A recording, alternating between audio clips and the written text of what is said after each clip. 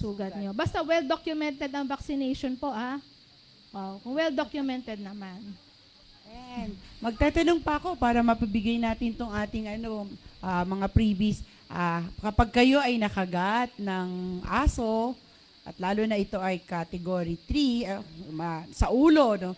O di kaya sa malapit sa ulo. Ano po yung yung mga gagawin natin? Ayun, si ate. Sabi ni ate, hugasan. Tapos ano pa kuya, narinig kita. Kuya, narinig kita. Maligo daw. Siyempre, pag naligo na, mahuhugasan, matik yun, sir. Siyempre, sasabunin, no? Pero ano pa yung next step? Ayun, magpapadoktor, no? Tapos,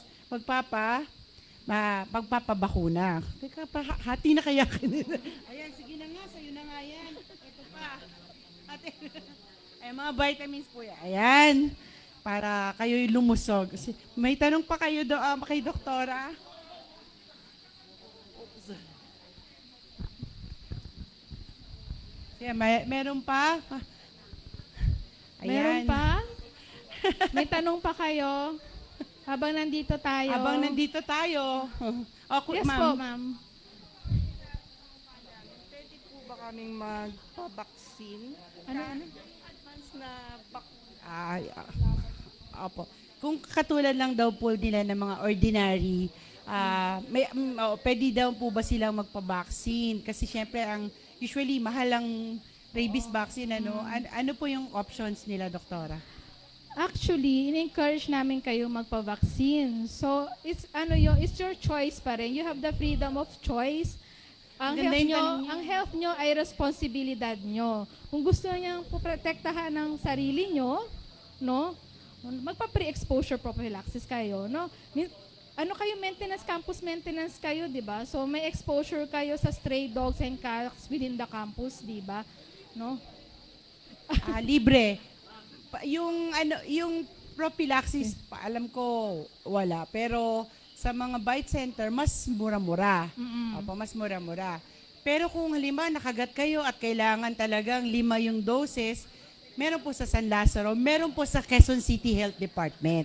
Minsan nga lang, medyo mahaba ang pila. So medyo mag-aantay ka. Oh, yes, ate. Ano naman po, sa daga naman po, kasi marami po. Ano po ba, tetanus po ba agad na kailangan i-inject? Pag naagat po ng... Ang tetanus kasi, 'di ba, makikita natin. Ang tetanus hindi lang 'to sa kalawang makikita, no? Kung madumi ang bagay, maputik, no? Yan. Tetanus may possibility na may tetanus doon, no? So kung kayo ay nakagat ng daga, saan ba nanggagaling ang daga? Sa imbural, 'di ba? Hugasan yung sugat. Usually magko-consult din kayo sa doktor kasi bibigyan din kayo ng antibiotics, no? Maliban sa anti-tetanus, no? Kaya bakit kayo binigyan ng antibiotics? Ano ba yung nasa bunganga ng daga? Di ba dumi ng tao yan? Madumi.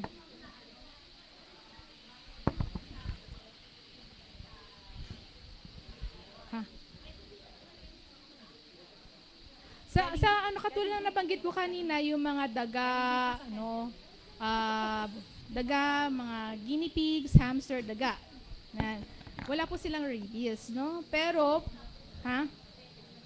Opo. Pero, madumi kasi ang kanilang mga bibig kasi hindi natin alam kung saan sila nanggagaling. So, binibigyan kayo ng antibiotics and anti-tetanus. No? By the way, yung mga pinamigay ko sa inyo, galing din kay doktora. Inabala na natin siya, no? Siya pa yung namigay sa atin, no? Napakaswerte naman natin ngayong araw na to. Sige po, this point, salamat sa inyong mga tanong, no? Pag meron pa po mga additional tanong, meron naman tayong Facebook page sa UP Health Service Diliman. Tanong-tanong po kayo doon, or message nyo po yung PHU Diliman din sa Public Health Unit naman. Maraming salamat po sa inyo. Maraming salamat, Doktora. Palakpakan po natin si Share Doktora. the message, save a life. Thank you po. Tawagin ko po si Direk May Alip and pa ba Doktora Basuel para i-award po yung Certificate of Appreciation. Basahin ko na lang po, UP Health Service present this Certificate of Appreciation to Dr. Anne Celestine Wichanco for sharing her invaluable time as resource speaker with the topic on rapid bites, act fast when bantay bites during the 94th anniversary celebration, September 13, 2023, UP Health Service. Ayan po.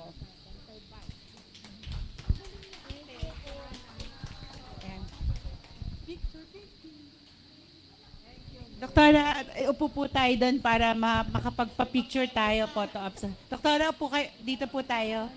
Ayan. Doktora May, upo kayo para makapagpa-picture tayo with them. Dito na lang kayo, Doktora. Ayan. Ma'am,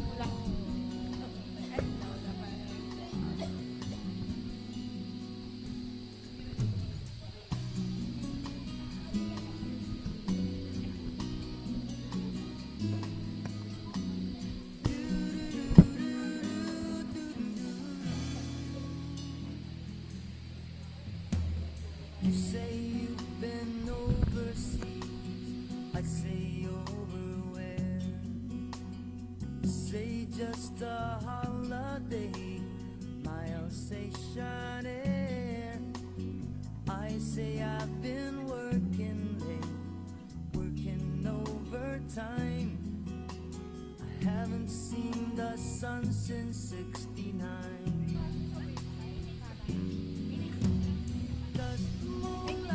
announce ko lang po ulit, bukas, meron po tayong free basic life support seminar. Parang konting training yun kasi may experience nyo rin mag-pump ng dummy. So, 8 o'clock po yun bukas. At sa Biyernes, meron pa rin po tayong free lecture. Tungkol naman po iyon sa kahalagahan ng chest x-ray, mga x-ray sa Dr. De La Cruz. Hindi lang chest, buong katawan. Bakit kailangan ng x-ray? Ang kahalagahan nito, explain ni Dr. De La Cruz. So after nun, may konting papalakas baga, merong breathing, relaxation, stretching exercises. So maraming salamat po sa inyong oras. Yung mga taga-CMO, palakpakan po naman natin. Extend my thanks po kay Sir Paulo San Antonio kasi siya yung hello officer nyo at siya ang nag-invite sa inyo. Ayan po. Have a nice day po. Sana makarating po kayo bukas at saka sa Biyernes.